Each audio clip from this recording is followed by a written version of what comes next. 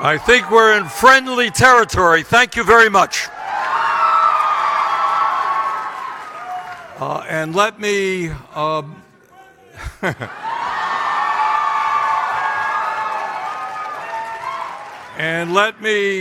provide greetings to all of you from around the United States, from Europe, and especially those who have come from Israel and Palestine. Welcome. And it is an honor to be with you today. I also want to give a special greeting to many of the students who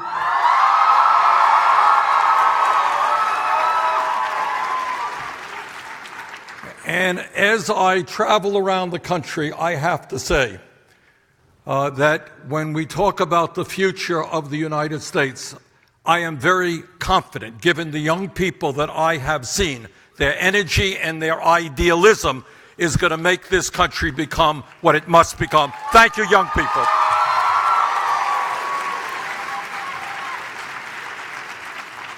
And I want to thank J Street for inviting me to address your conference today, and for the courage that you have shown in tackling some enormously contentious issues. Now more than ever, we need organizations like J Street who are prepared to break with failed policies of the past, which have led us into a world of increased militarism, hatred, and never-ending wars.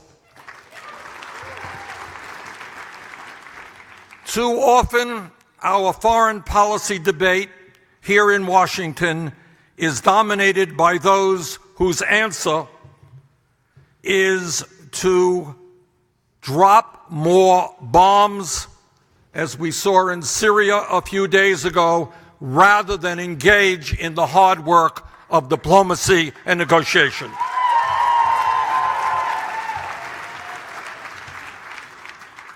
And I want you to think about this.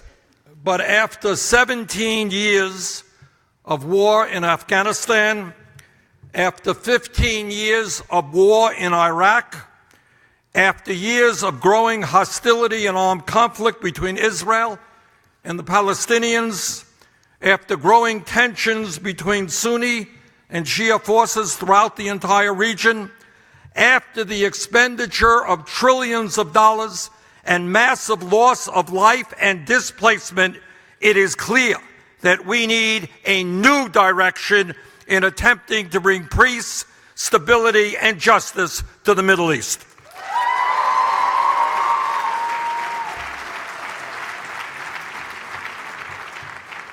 And I applaud J Street for the important role that they are playing in that process. My friends, the issues that we are dealing with are enormously complicated. Nobody I know has any simple or magical answers to them, and real solutions will require a great deal of hard work. But what I do know is that the United States of America, our great country, should lead the world with a foreign policy which emphasizes the need to bring nations together, which focuses on diplomacy and international cooperation, rather than a foreign policy that is committed to the use of military force.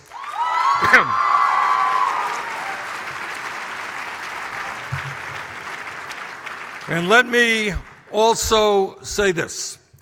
As someone who believes absolutely and unequivocally in Israel's right to exist and to exist in peace and security, as someone who, as a young man, lived in Israel for a number of months and is very proud of his Jewish heritage,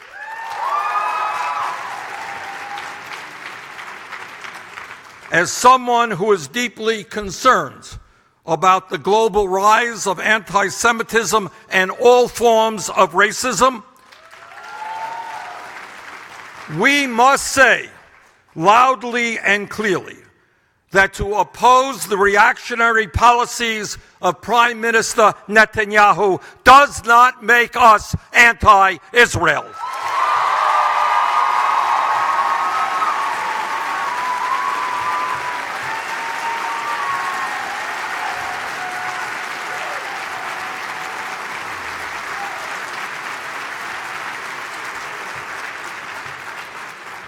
I would like to stress today that one of the places where a new turn toward diplomacy and cooperation is desperately needed is Gaza. After being blockaded for over a decade, the situation in Gaza is now a humanitarian disaster. A 2012 UN report predicted that if current trends continued, Gaza would become unlivable. A follow-up report last year said that day might have already come. According to the Israeli human rights group, B'Tselem, quote, the coastal aquifer, which Gaza relies on as its primary water source, has been polluted by overpumping and wastewater contamination. As a result, 96% of the water pumped from the aquifer and supplied for domestic use in Gaza is unsafe to drink. End of quote. According to Oxfam, this water pollution is among the factors causing a dramatic increase in kidney problems among Gaza's residents. According to the World Bank, nearly 80% of Gaza's residents receive some form of humanitarian aid. Unemployment is over 40%. Among the young people, it is even higher, nearly 60%. And let me repeat that. Youth unemployment in Gaza today is nearly 60%. It is hard for me to imagine how peace and stability will come to an area where so many young people have given up hope for a decent future. This is an issue we must address.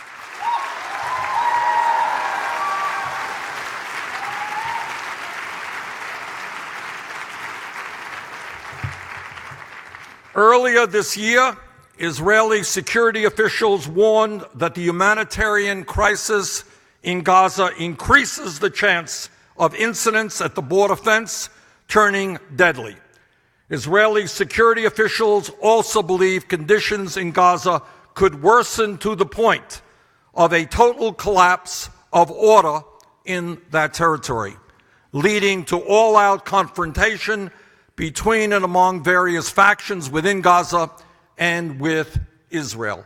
That is what happens when people are desperate and have no options. There is much blame to go around for the horrific conditions in Gaza. Hamas, due to its ongoing repression, corruption, and insistence on pursuing a violent struggle against Israel, bears significant responsibility for the deteriorating situation.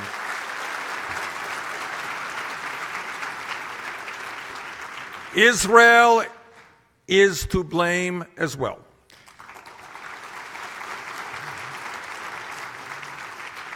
While Israel withdrew its forces from within Gaza in 2005, its continuing control of Gaza's air, sea, and northern, southern, and eastern borders, and its restrictions on the freedom of movement of people and legitimate goods and equipment in and out of Gaza have made the humanitarian crisis there even worse. Egypt and the Palestinian Authority have also contributed to this problem, as has the United States. Now, as all of us know, over the past weeks, there have been a series of large demonstrations by the Palestinian people in Gaza. Tens of thousands of people have demonstrated near the fence dividing Gaza from Israel to protest against the blockade, against the occupation, and for the right to return to their former homes inside Israel. Israeli forces were commanded to respond by opening fire on the crowd with a combination of live ammunition and rubber-coated bullets. Over the past several weeks, over 30 Palestinians have been killed, including a journalist who was clearly identified, and well over 1,000 demonstrators have been injured. Though the overwhelming majority of these protesters were nonviolent, we know that some of them were not. And when Israeli soldiers are in danger, we can all agree that they have a right to defend themselves.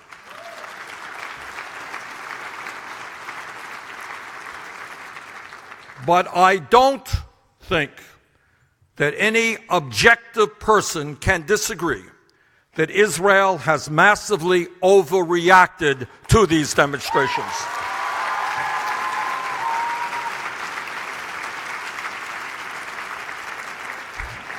As a New York Times editorial put it last week, and I quote, "The right of Palestinians to demonstrate peacefully should not be controversial. Journalists have a right to work, and people have a right to demonstrate peacefully." And to assume, and this is the New York Times, and to assume that responsible authorities will ensure that they can do so without being shot, end of quote. I support the statement last week from several of my colleagues in the House of Representatives calling on Palestinians to protest peacefully and on Israel to fully comply with international law and exercise the utmost restraint in their use of deadly force.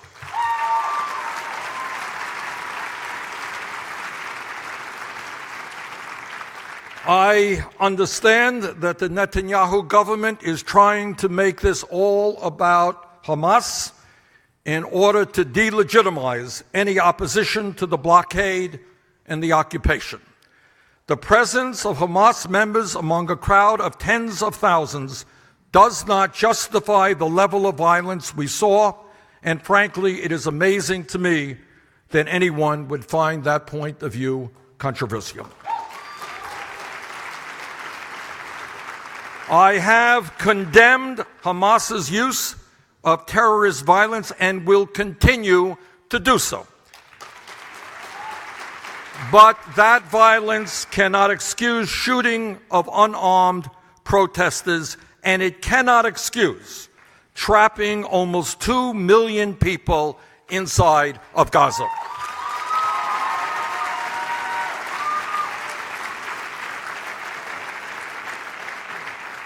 In my view, the United States must play a more aggressive and even-handed role in ending the Gaza blockade and helping Palestinians and Israelis build a future that works for all. And if the White House is unable to do that, Congress must take the lead.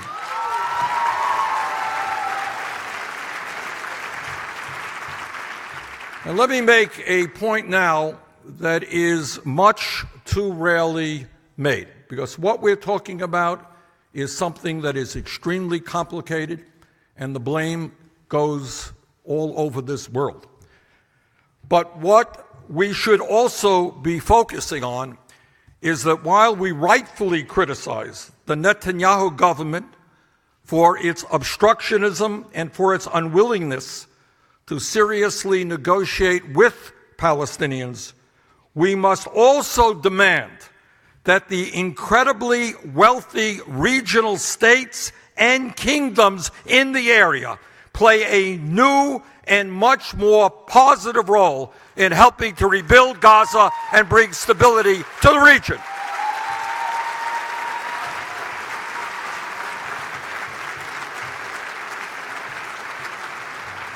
Now, we don't talk about this a lot, but I read a story the other day about the Crown Prince of Saudi Arabia. He was, as you know, just in the United States for a visit, and you might have seen one of the 50 different TV and newspaper interviews that he did. In any case, as I understand it, the Crown Prince recently purchased a $500 million yacht, $500 million yacht, because he thought it looked nice. Well, I'm sure that it did look nice. And I am sure that the $300 million mansion that he owns, the wealthiest, most expensive mansion in the world, that also looks nice. But what I say to the Crown Prince and the other multi-billionaire leaders in the region, stop just talking about the poverty and misery in Gaza. Do something about it.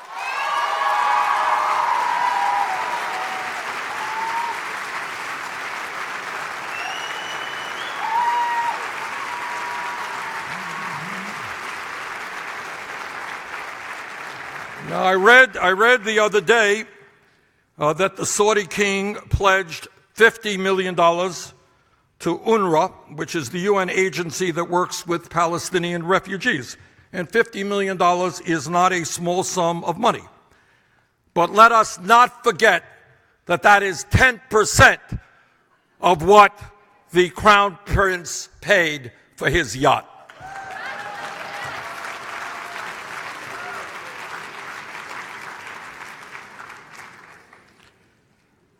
The problem of Gaza clearly is only one part of the broader conflict between Israel and the Palestinians. And here I am very concerned about the policy of the Trump administration regarding the two-state solution. I know that this week my friends in Israel will observe your Memorial Day, the remembrance of those who have fallen in defense of the state of Israel. And we honor those who have fallen. My friends, I believe that the best way to honor the memories of those who have died in defense of our countries is to strive for a future of peace.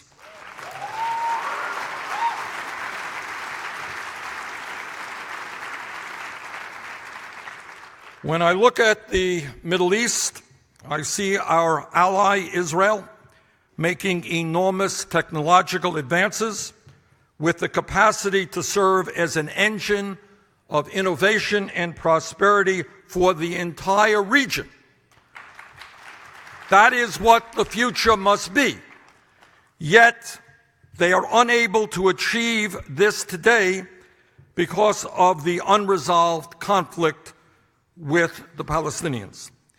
And I see a Palestinian people crushed underneath a military occupation now in its 50th year, creating a daily reality of pain, humiliation, and resentment. Ending that occupation and enabling the Palestinians to have independence and self-determination in a sovereign, economically viable state of their own is in the interest of the United States, Israel, the Palestinians, and the entire region.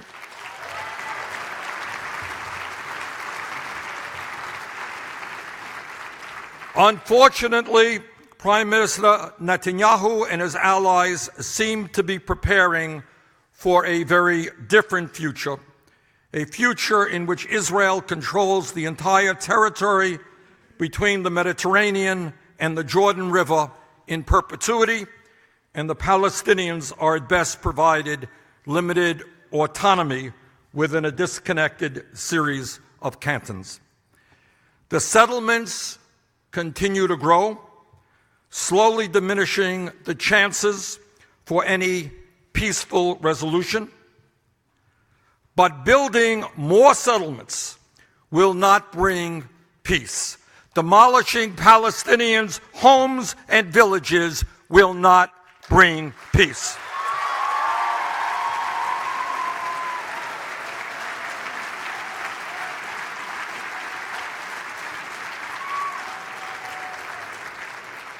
Last year, as some of you may know, I wrote a letter to Prime Minister Netanyahu, along with 9 of my Senate colleagues, protesting the deeply inhumane policy of demolishing Palestinian villages. And I want to take this opportunity to thank J Street for your support on this issue.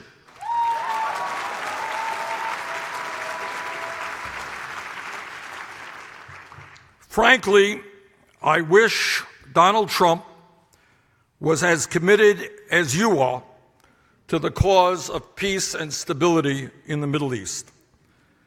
But to say the least, that does not appear to be the case. And that is an understatement. Even though he claims to want to make the ultimate deal, that deal is now further away than it has ever been, and trust in the United States as an honest and even-handed broker is almost non-existent. And one of the main reasons for that is President Trump's extremely unwise decision to recognize Jerusalem as the capital of Israel.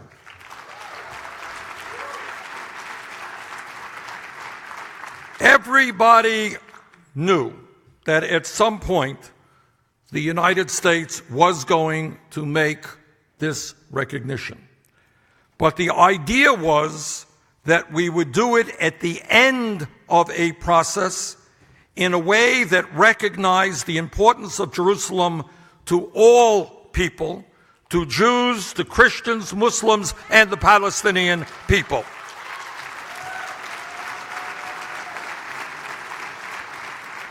Instead, by recognizing only its importance to Israel, President Trump has severely undermined the peace process. Friends, let me also say that I am very concerned that the Trump administration still has not stated its support for the two-state solution as a goal. Because if we do not have a two-state solution, what will we have?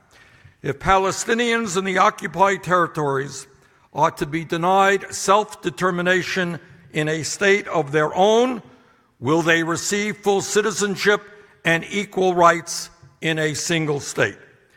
These are very serious questions with significant implications for the United States, broader regional partnerships and goals for our interests and our values.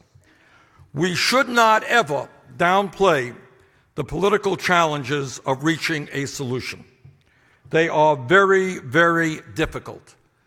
But if we have faith in the future, if we are prepared to work hard, if we are prepared to go to the negotiating table, they are doable. We can accomplish that goal.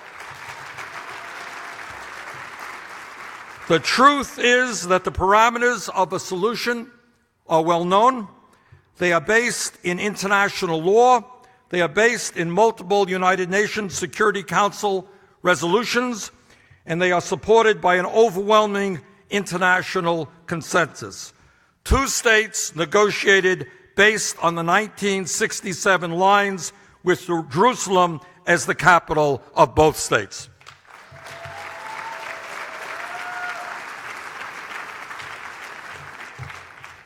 My friends, before I end, I'd like to take a moment to touch upon some new and emerging challenges our societies are now facing, not just in Israel or the United States, but all over the world. As I think we are all aware, the last several years have seen very troubling political developments, and that is the rise of intolerant, authoritarian political movements and governments which are attacking the very foundations of democratic rule.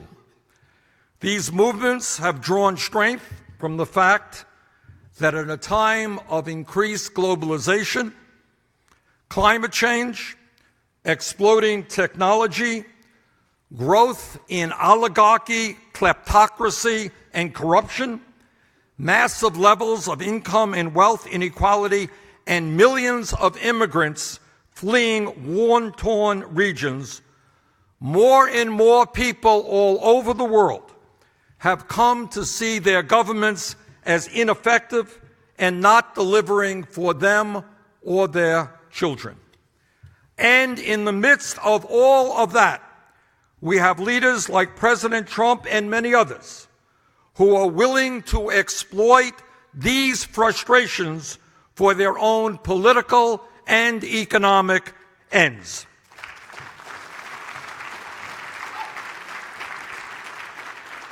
Instead of bringing us together to resolve these difficult global crises, these demagogues attempt to try and divide us up by the color of our skin, by the country we came from, by our gender or our religion or our sexual orientation. And I say to President Trump and to other leaders around the world who are using that political strategy, in this country, we have struggled for too many years against all forms of discrimination, against African Americans, against Jews, against Latinos, against Italians, against Irish, against the gay community. We have struggled too long and have come too far. We are not going back to bigotry and discrimination.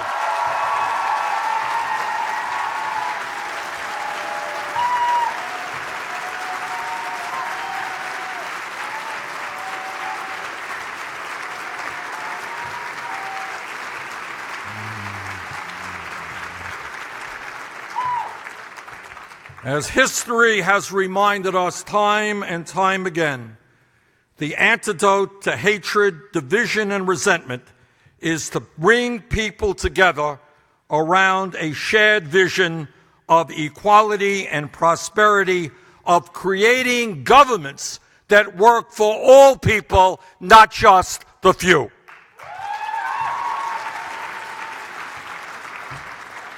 So, brothers and sisters, we have an enormous amount of work in front of us in so many areas. And no area for this planet is more important in terms of trying to create peaceful resolutions than is the cauldron of the Middle East. So I just want to thank J Street, and I want to thank all of you for having the courage to get involved in this issue. And while today we look around us with deep concern, I am absolutely convinced that the future will belong to those of us who believe in peace and in justice, not those who believe in bigotry and hatred. Thank you all very much.